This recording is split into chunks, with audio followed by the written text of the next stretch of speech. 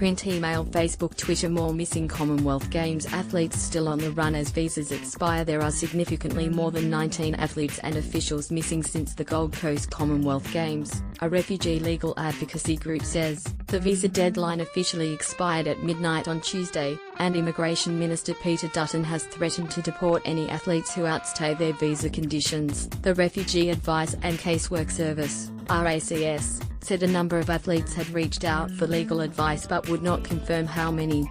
For some of the athletes we have seen at our centre, we have seen bridging visas granted, as is the process as is expected under the law, RAC's principal solicitor Sarah Dale said. We've certainly seen a wide range of people from a number of different African countries for a number of different reasons.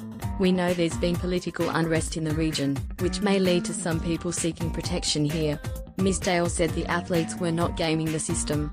This is a normal situation for us, that people would be in Australia for another reason and then walk into our office and say this is the situation in my home country and I fear returning, she said. Harm is harm. If someone fears harm based on a conflict in Syria or someone fears harm based on their sexuality in an African nation, our position is they ought to be protected. Visa applications are torturous process. Brisbane resident Tawanda Karasa said he could relate to what the athletes were going through. Originally from Zimbabwe, Mr. Karasa sought asylum after travelling to Australia for the Homeless Football World Cup in 2008. When I arrived in Australia, I made the decision to remain in Australia, Mr. Karasa said.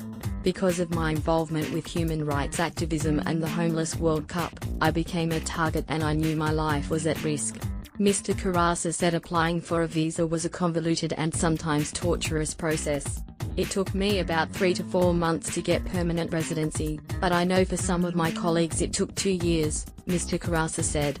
Your future is uncertain, you don't know what's going to happen tomorrow. That is a mental challenge to manage. It's not an easy process. Print, email, Facebook.